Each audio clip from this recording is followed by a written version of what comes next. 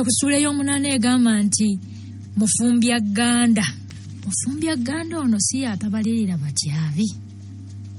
Mufumbya gganda ye ssuula y'omunaana.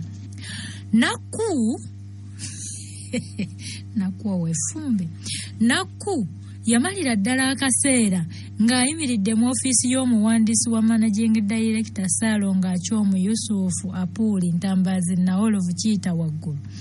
Kyokka ng'omuwandiisi tamufaako, so nno ye olwali okuyingira n'alamusa omuwandiisi nti wasuze otya nno nnyabo, weebala emirimu nnyabo.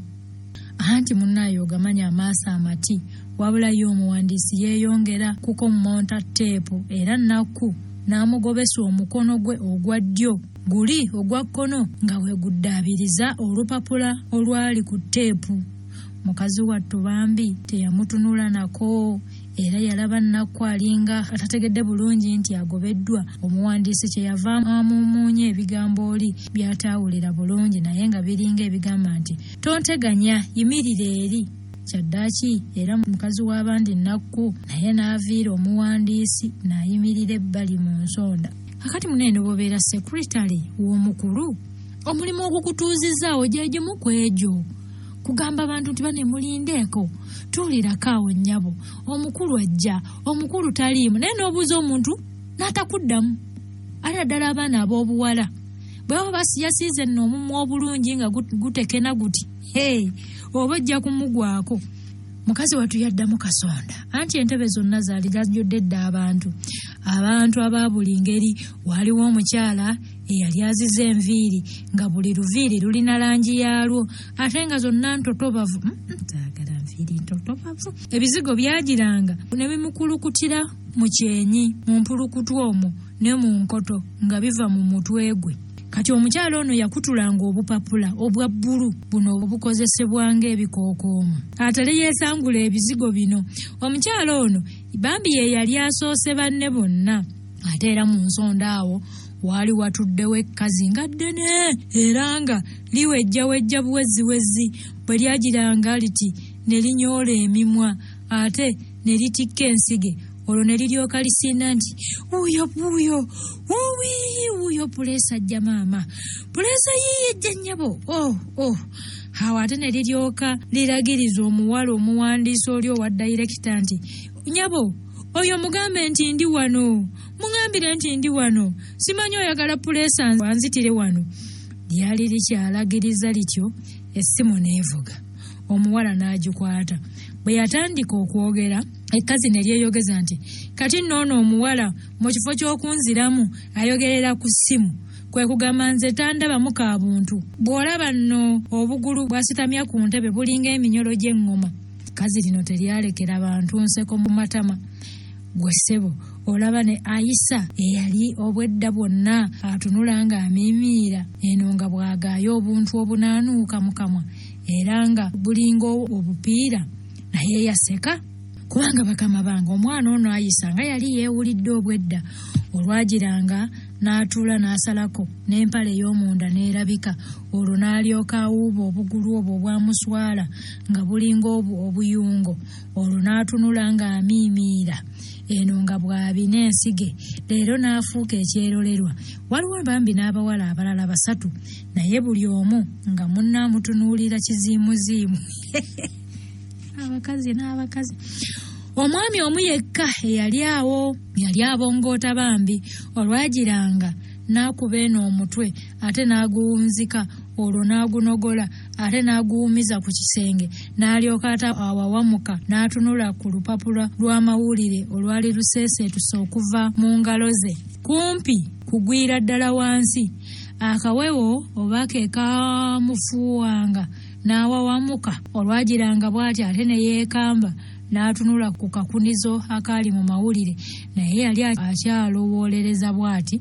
Essimu eyali ku mmeeza y'omuwandiisi n'evuga. Buli muntu yenna n'abaguka n'amaguka ng'atunuulira n'essuubi omuwandiisi eyali atandise okugyogererako okulaba ebinaagivaamu era nga yeesunga nga bw'eba eva munda osanga eneeba eyita ye. Omuwandiisi bwe yakwata essimu yagyogererako Mukama era taba kutulika kuseka. Tewandibaddewo akakasa nti yali ku ssimu ng'alina gw'anyumya naye. Bwe yali amaliriza emboozi ku ssimu n'ajjukiza gwe yali anyumya naye nti naye Director, enkya bambi teweerabira appointment ya minisita. Olwo n'agizaako. Abaali balinda tebamulinda na kutereera, buli omu n'abuuza nti agambye atya? Kooli nti ani? Wano omulwadde wa puleesa weyeekamwanira nti gwe nno gw'ono omuwala gw'omuwala olowooza wano twazze kukyala? Lwaki otubuzaabuza? Tukubuuza oli byagambye ate otubuuza ani? Olina kubuuza ani? Simanyi olowooza nti tuli baana bato? Tunayogera birungi byerere twazze ku buko. Si busungu nnyini. Munnange baali bakyekamwana, Director n'aggulawo oluggi. N'aggulawo oluggi okufuluma. Yasooka kuggulawo muwogo n'alingiza mu ofiisi y'omuwandiisi. Mu kufuluma yasooka kufulumya kifuba ekyali kitimbaganye kabamba ggulu. Anti ng'ama kisajja kino bannaye. Anti ng'amapeesa g'essaati si masibe. Nga n'ekitogi kiwogole. Okuviira ddala eno ku kabamba ggulu we waali wakoma. Bwe yafuluma abagenyi bonna ne bamuyiikira nga buli omu amutegeeza kyamwetaagako. Omulwadde wa puleesa era we yasinziza bannaakalaakya n'amutegeezanga bw'ayinza okufiira awo ku ssaawa eyo yennyini. Era mmemba yagezaako n'okukola loodi bulooka naye ne bigaana. Kino kyayamba omwami oli eyali yeebase nga bw'agira bwadda mu mawulire, kubanga mu bantu bonna abaali awo nga balinda Kiita, omwami ono ye yekka eyali tazze kusabiriza. Abaali bazze bonna nga basimbye layini bazze kusabiriza. Kaakati omwami ono ye yekka yali tazze kusabiriza. Ye yali azze kubanja ssente ze omumpembe ono Director ze yali akyagaanya okumusasula. Kampuni ya Kiita yali ekozesa emmotoka ey'omwami ono, kyokka nga mu kusasula Kiita yagiwa amagezi ssente aziyise mu ye, mbu kubanga omwami ono ne Kiita baali ba mukwano nnyo. Omwami ono yali atambulidde emyezi egisukka mu 5 miramba ng'abanja. Wabula ku luno yajja amazeeko nga muwogo. Bwe yawawamuka mu tulo yalaba Kiita abantu ayitako bayite, kyava amugamba nti togenda nange ne ŋŋenda.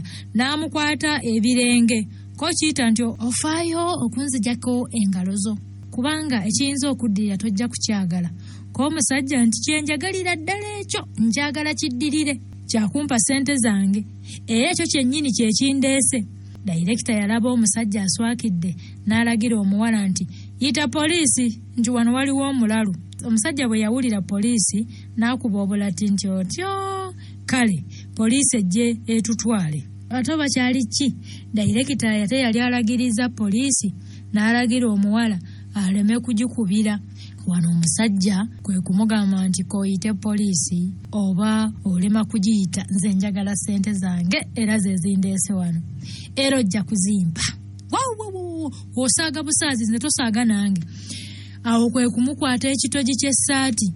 Ne Kiita yalaba omusajja amusibyeko akanyaaga, kyava amuviira mu ŋŋumi gye bayita ompulidde n'agimukkatira. Omusajja kino nno kyamwongera bwongezi buswandi era kyava akola ki?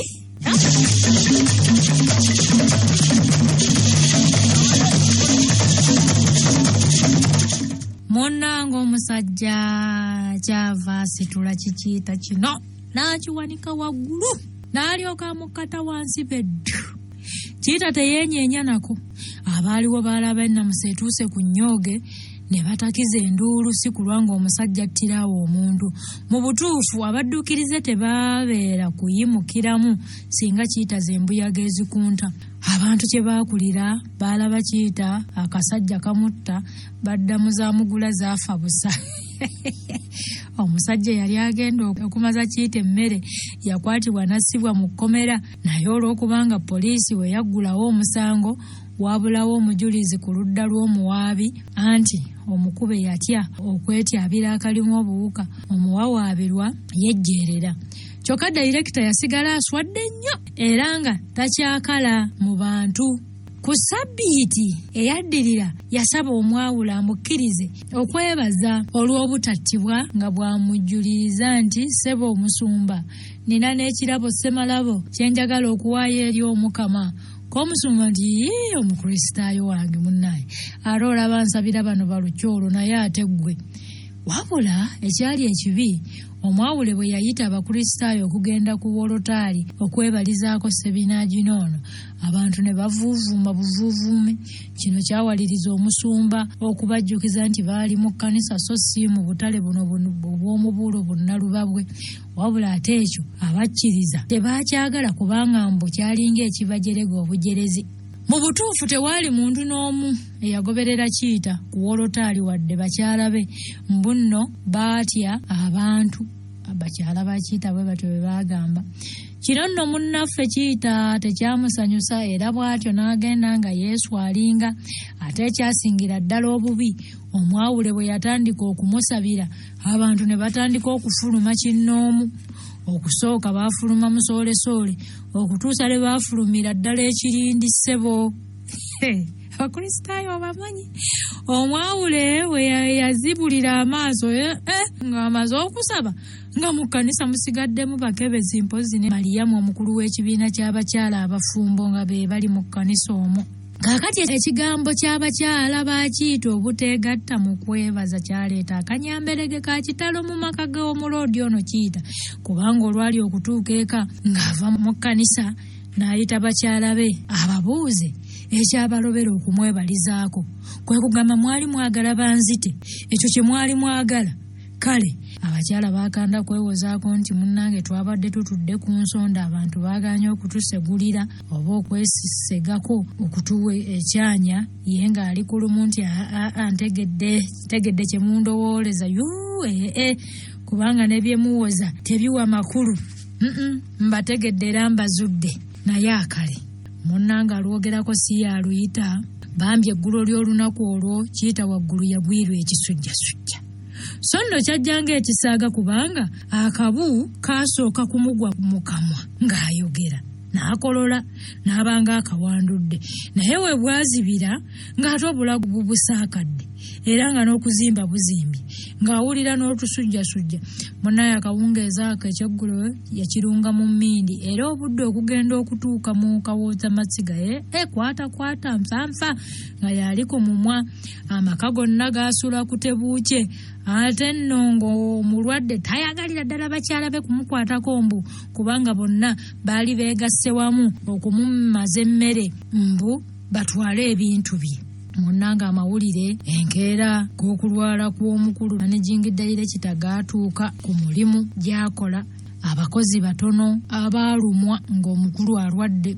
Mu butuufu abasinga obungi baawozanga tezigattwa ko abandi nti olumbe nalwo kijjolooto. Mpozi omuntu omu yekka eyasitukiramu ng'awulidde obulwadde bwa Director ye yali mukyala Bitulesa Atiimu eyali akola ng'omukungu alabirira obulungi bw'abakozi mu kampuni y'amagezi Luwombo.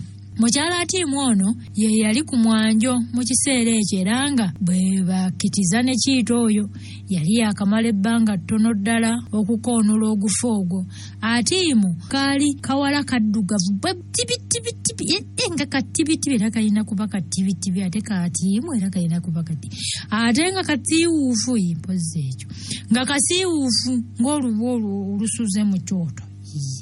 Kaali kabi nga ku kifuba tekuli bbeere wadde era nga obugumba bw'oku bulago bwako bukeeyanise ku ngulu buti, emimwa gyako nga gya lugali. Kale naawe kukabijjisa otyo. Ate nga ennyindo yaseeterera ddala ku kawanga ng'eringa eyezzike. Kaali kabi baaba. Amannyo gaako gaali gantalaga ate nga ga kyenvu nga gy'obeera nti kanywa taaba. Kaalina engalo 12 kubanga ku buli mukono kwaliko namagalo. Obugere bwako obw'okugulu okwa kkono bwonna bwaviiramu ddala enjala ate nga bwonna bwetippira ddala ku kigere kuli. Ezirungi kali mu kifaananyi kya Katonda. Kaayogeranga kaboggola buboggozi. Ate eno nga bwe kawanduka amalusu mu kamwa. Abantu bangi beewuunyanga Kiite yalina olwebeeya lw'abakazi. Ate leero ekyo yeegomba kwatiemu nga awo nno baali beerabidde nti ayagala omuntu yamunyiriza ekyemisana kinyiriza lukokola. Owulidde munnange? Ayagala omuntu yamunyiriza ekyemisana kinyiriza lukokola mwanange. Munnange Kiita we yalwalira atiimu oyo yali atandise okunyirira nga n'okulowooza nti ali lubuto anti yali ayimbulukuse nga n'ensi kyessebe emukirako ey'enkobe. Kale nno atiimu ono ye yajja mu linnya lya kampuni okubudaabuda mukama waabwe n'okumutwala mu ddwaliro. Mu kujja atiimu yayitirako n'omwawule. Weewaawo teyamusangayo naye yamulekerawo obubaka nti omukristaayo we yali ku ndiri. Atiimu bwe yatuuka waka wa dayirekita yaleeta amaanyi mangi nnyo. Okusooka yali yeemanyi nti ye mugole wadde yali tafumba mu nnyumba ya Kiita, ate naawe busebusirubuto obumanyi obukuyisa obugole obuganzi. Ekyokubiri yali bajja babasingira wala obuyigirize era mbu nga ne mu by'emirimu abakubya ssubi. Kuba bo tebaalina mirimu, basiiba obaka, oŋŋambo, biki, kubeera mu ŋŋambo era nga babeera na bubeezi awo mbu bafumbo batyo. Era ye teyali mufumbo nga bo naye nga yalina omulimu omusomerere. Kakati munange olwatuuka n'abakyunga nga waka bwe waali awajama obulala nga wagamba nti ffe talina kwewuunya nti ofiisa yaffe erwadde lwono kafo mu mukyafu bw'ati. Mukyafu nnyo kafo mukyafu nnyo. Omulwadde yatwalibwa mu ddwaliro era n'aweebwa n'ekitanda. Bakazi battu ne basigala ku kufumba mmere nga baweereza mu ddwaliro. Ekyekitalo bye baafumbanga mbu ng'omulwadde tebimuwoomera era mbu yabigaanira ddala okubirya. Oluusi ng'awoza nti tawuliramu kaagala kulya. Atiimu lwe yafumbanga obumpwakimpwaki obw'ekizungu omulwadde bwe yawulirangamu obwo ng'abulya. Annange ng'olwo awuliramu olungubanguba n'okusobola okulya. Okumanya nga atiimu yakambuwala nga bajja be mu ddwaliro abavumirayo nayo. Omulwadde baba banaatera okumusiibula. Atiimu ne yeerayirira nti guno gw'ofiisa gwaffe guyinza okufa singa guddayo eri mu maka eri gakazi gali gaagwo.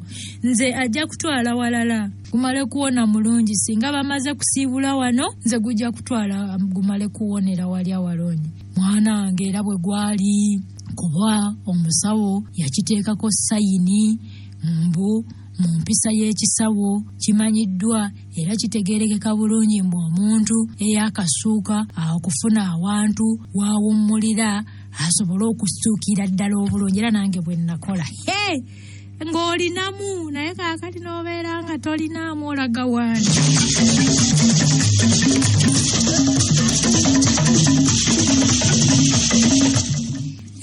Munnange bakutwalako woowonera obulungi munnange ng'olinamu katente. Kwate munnange n'eseddwaliro zigaanye mbwate.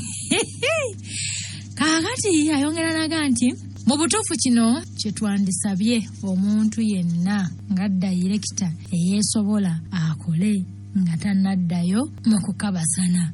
Omusawo bw'ate bwe yajjuliriza. Bonno bannakyala bakyala ba Kiita obutaddayo bwa bbaabwe mu maka ge bwabayisa bubi nnyo kubanga balowooza nti osanga adduse ye kye yayitanga eddogo lyabwe. Ekyasinga okubaluma ennyo kwe kulaba nti ekifo omwami gye yatwalibwa okuwonera ye fulaati ya mukyala Atiimu yennyini bo gye baali batayinza na kwesaaza. Ekyokujjanjaba managing director mu fulaati ya Atiimu n'ab'oku mulimu baakyemulugunyaako. Naye Atiimu yennyini kye yava akuuta ebbaluwa n'awandiika ebbaluwa ey'olukale nga nnyonnyola ensonga eyabakozesa ekyo era n'asaba abakozi balekeraawo olujeejeemo ku bintu ebitaliimu nsa. Ebbaluwa yawandiikibwa mu Lungereza naye mu Luganda yali esoma bw'eti: Magezi Luwombo Transporters Company Limited Kampala nga 9 Desemba 1973 eri abakozi Magezi Luwombo Transporters Company sebo oba nnyabo okujjanjabibwa kwa MD. Kampegano buli omu amaze okukitegeera nti mukama waffe MD yasiibuddwa mu ddwaliro. Kampuni yeebaza buli mukozi eyasobola okugenda okulambula MD waffe ono awamu n'okuyamba mu ngeri ezitali zimu mu kujjanjabibwa kwe.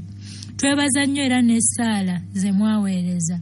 Wabula waliwo engamba ezitandise okuyitingana mu mmwe mpozi n'awalala nga zikwata ku kifo MD waffe gy'awummulidde. Kale mpandiise ebbaluwa eno okutangaaza buli omu nti omulwadde eyakakuba ku matu okufuna ekifo wawummulira nga tannaddayo mu maka ge kintu kya bulijjo era kisembebwa nnyo abasawo naddala omuntu bw'abanga si munaku. Kampuni erina obuvunaanyizibwa okujjanjaba abakungu baayo abawaggulu nga bakulirwa MD era yejjanjabye MD ono. N'olwekyo kampuni era yerina okusalawo omulwadde gy'anajjanjabirwa kasita omulwadde akkiriza. Ebifo ebisinga bitwala omusimbi mungi nnyo okusuzaamu abantu ate nga bwe mumanyi kino kiseera kya kwekapika nkoba nga tukekereza ku ssente. Twafuna omuzira kisa ne yeewaayo okukuuma omulwadde waffe nga tatugyeko ssente yonna kubanga omuzira kisa ono omulwadde amussaamu nnyo ekitiibwa era ekirungi n'omulwadde yennyini ekirowoozo kino yakyaniriza n'essanyu era omuzira kisa oyo kati yakuuma omulwadde waffe. Okusinziira ku mateeka agatuweebwa omulwadde tannatuuka kulaba bagenyi era tewali muntu n'omu wadde bakazi be akkirizibwa okumenya amateeka gano. N'olwekyo ebbaluwa eno ebawandiikiddwa mutegeere ensonga zino era ng'ebalagira buli abadde asamwasamwa n'ebigambo ebyo abikomye mbagirawo. Ne bwe siibagambe mukimanyi nti amateeka ga kampuni gakola n'obukambwe bungi nnyo ku mukozi yenna amala gasaasaanya ebigambo n'ebintu ebiyinza okuleeta endowooza embi mu ngeri yonna ku kampuni n'abakungu baayo naddala abakozi baayo abaawaggulu. Osaanidde otwale okulabula kuno nga kukulu nnyo. Nze omuweereza wammwe omugonvu Beatrice Atim alabirira obulungi bw'abakozi. Ebbaluwa eno buli eyagisomako yamwogeza obwama. Ab'ekisa baatwalako kopi eri omwawule. Baali bakisa baali ba lugambo. Mwawule byali bimukwatirako. Baatwalako kopi eri omwawule n'endala eri bakyala b'omulwadde. Ye omwawule teyagirabamu bubi bwonna kubanga bwe yamala okugisoma nassa ekikkowe nti era nga bw'agamba nti omanyi Katonda omuyinza wa byonna omuntu yamuwa ebirabo ebikulu 2 era ng'ebyo bye bifuula omuntu okuba ensolo esinga ensolo endala zonna amagezi. Oli yali atutte ebbaluwa kyava amugamba nti naawe omwawule okkiriza nti omuntu naye kisolo. Omwawule nti mu butuufu si kisolo, gamba nga bano bannassaayansi setaani bw'abakema okulowooza wabula mpozi kisolo ng'abadde yeeyisizza ng'ekisolo. Kooli nti ate mwawule gw'omuyise ensolo. Omwawule kwe kulubirongoosaamu naga nti kyembadde ntegeeza nti omuntu kye kitonde ekisinga ebitonde ebirala byonna amagezi. Kale olw'amagezi gano Katonda yamuwa obuyinza okwawula by'ayagala ne by'atayagala. Singa omuntu omuziyiza okusalawo okulondawo ky'ayagala oba omuggyeko eddembe lye ery'obwebange.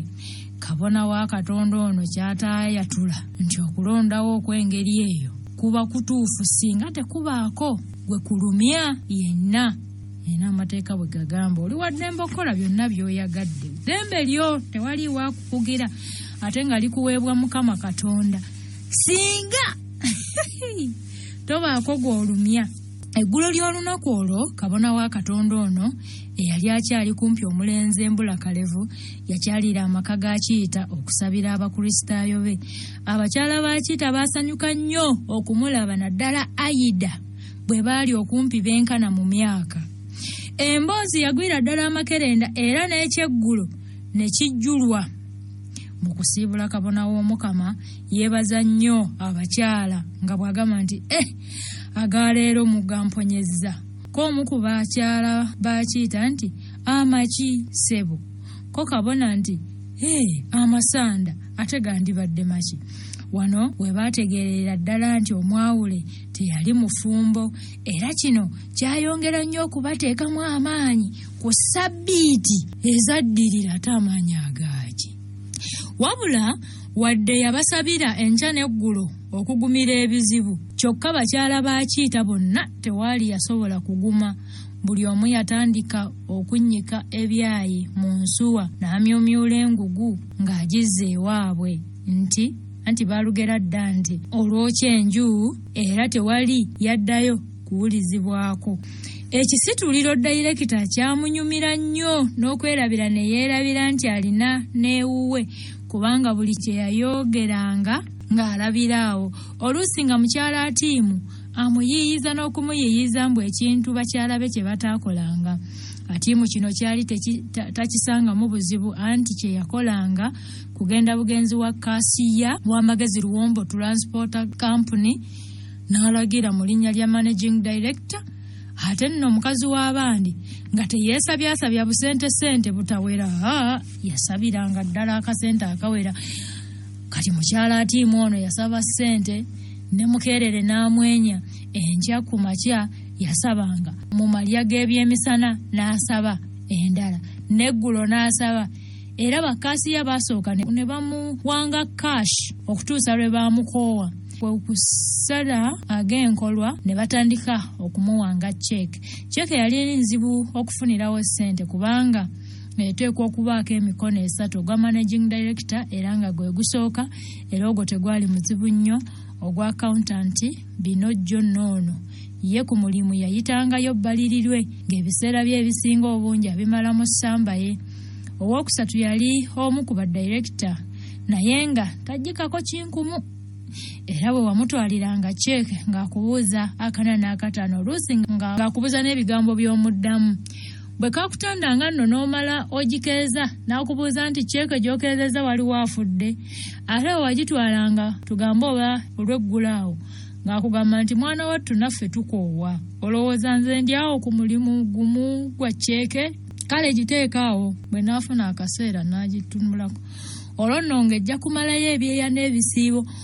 Wabula mu kusooka cheque ez'okukola ku Managing Director zo tezaalina nnyo mutawaana kubanga atiimu kennyini yazeetwalirangayo mu bakulu banne. Era olwazituusanga eyo n'alamusa bulungi banne nti halo, kati ennaku zino zendudde okukulaba oli otya? Atiimu oli ne bwe yaddangamu nti olimba naawe eggulo twalabaganye ng'oleese cheque ya Managing Director nga agamba nti oko si kwe kulabagana. Abakulu nga ffe tusaanira tutuuleko tunyumye ku byensi naye bino eby'omu ofiisi bya mu ofiisi. Atiimu yalina eddoboozi baaba nga liringa akagirita ak'obwogi ku njuyi zombi. Bwe yalikozesanga okusaba kyayagala nga ne bw'oba mukambwe otya ng'omuwa kyasabye. Naye mukama wange Atiimu bwe yabanga anyiize n'akwasamiza akamwa ng'ogamba nti eyanjalula esiridde. Ku olwo ng'alikozesanga ekissi. Kino kyamuyamba nnyo okuyisanga mu cheque z'omulwadde we anti yabanga akyali mu kusaaga ng'ateekawo cheque nti owange ggwe sooka onteekereko wano ekinkumu kyo munnange si kulwanga nze gufuukanga muntu yajja kusaba kyato. N'oli teyalwanga ng'ateekako omukono ate naye oluusi ng'abaako kye yeetaaga ku Atiimu ono mu by'omulimu, oluusi okumulongooseza ennyumba ye, oluusi okumuteera ekinkumu ku foomu esaba mmotoka n'ebirala ebifaanana ng'ebyo. Era okumala akaseera ebintu byafuukira dda bya mpankuwe kuba baagamba dda nti ono alya n'oli alya y'emmere ewooma oba y'emmere egenda. Olw'okujjanjabibwa obukulungi, Managing Director yeeyongerera ddala okuba obulungi okutuusa lwe yafuukira ddala taratibu. Wabula wadde buli omuntu yasuubira nti omukulu ono nga bw'awonye anaakyusa obuufu adde muka. Adde mu maka ge naye si bwe gwali munnange. yayongera kubeera wa mukyala atiimu oyo. Okusooka yasooka n'atyamu aganti basajja bannange bwe baliwuya tebali nsekerera nti nsula wannakyeyombekedde. Naye omwoyo omulala ne gumugumya nti vaawo naawe leka kusigala mabega wa biseera mu ndowoozayo. Abo abalowooza nti mu kufumbirwa omukazi yekka yateekwa okwesitula n'agenda ew'omusajja bali ku ndowooza nkadde nnyo era eyagala okutuulira abakazi. Abantu bwe baagalana asituka yasituka oba ojje wange ng'ojja oba nze nsituka awo we tutuuse nno.